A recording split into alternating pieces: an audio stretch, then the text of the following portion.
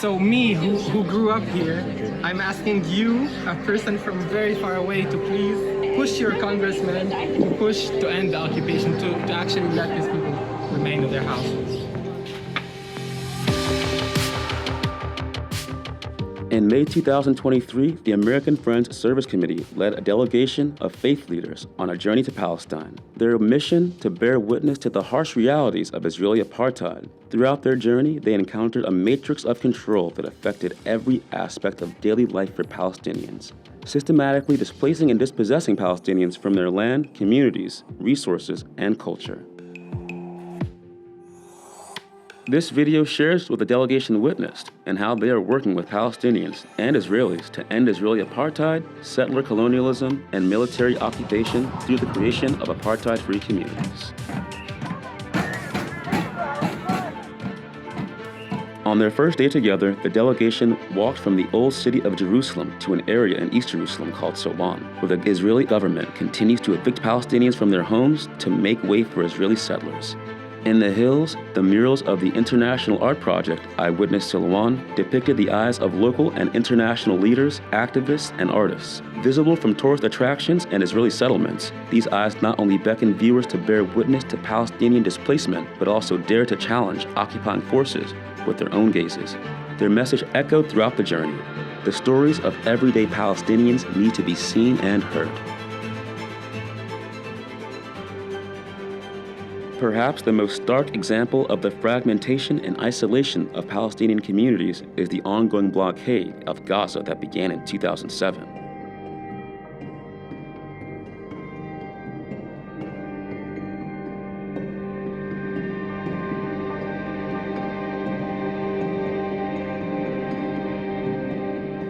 Because the delegation was not able to get Israeli military-issued permits to enter Gaza, delegates connected with AFSC staff living in Gaza via Zoom to virtually tour the 25-mile stretch of land along the Mediterranean Sea.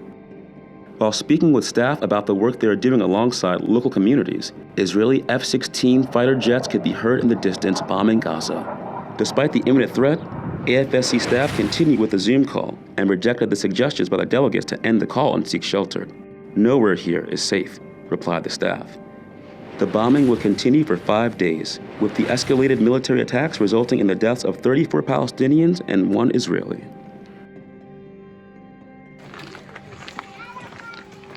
The delegation's path led to El-Moher, a Bedouin village in the South Hebron Hills of the West Bank that constantly faces the risk of demolition and displacement despite the residents having legal ownership of the land. The families of El-Moher are descendants of Palestinians who were forced off their lands in Al-Arad and the Nakab Desert during the 1948 war. Since 2007, the Israeli army has repeatedly demolished their homes and infrastructure and restricted their access to lands for grazing their livestock. If we ask everyone in Al-Khair what their dreams are, all of them will mention water, electricity, good house. We are not asking about jobs or travels or cars or money or whatever. We want to feel safe.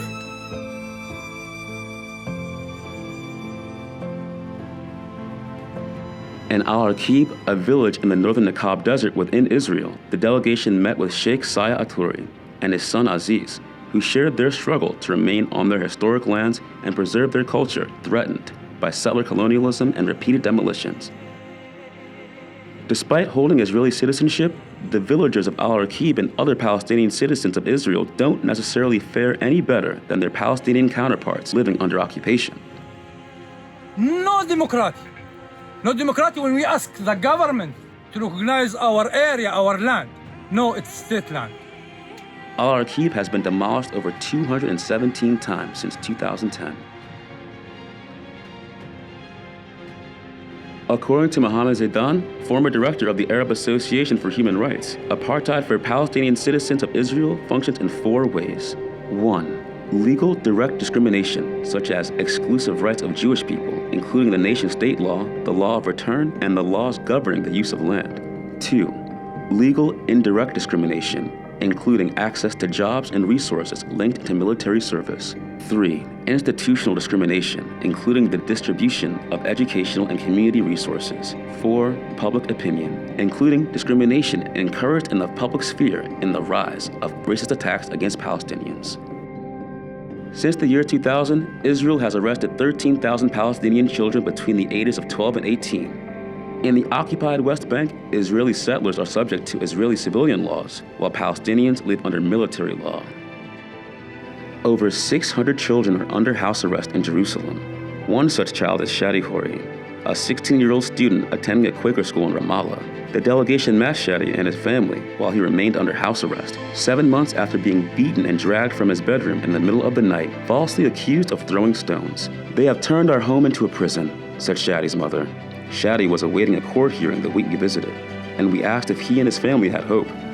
"When justice is on your side, you can't lose hope," said his grandmother. "We don't have the luxury to lose hope," his mother added. As the delegation's time drew to a close, the group toured the remains of the village of Ma'alul near Nazareth. During the creation of Israel, over 500 Palestinian villages were destroyed and approximately 750,000 Palestinians were forcibly removed. Ma'alul was one such village that was destroyed, and it serves as a haunting reminder of the foundation of displacement, destruction, and dispossession that the state of Israel was founded upon.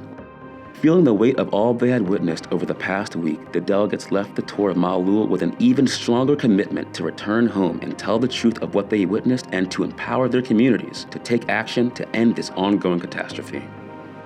The situation in Palestine is dire. From 1948 to today, the state of Israel has been destroying lives, families, and whole communities. But together, we can join hands and rise up. Following the steadfast leadership of Palestinians themselves, together we can work to end apartheid and ensure freedom for the Palestinian people and all people. We invite you to join the American Friends Service Committee in signing the Apartheid-Free Communities Pledge, standing alongside a growing network of faith communities, nonprofits, businesses, and institutions committed to dismantling Israeli apartheid. Visit apartheid-free.org to take the pledge.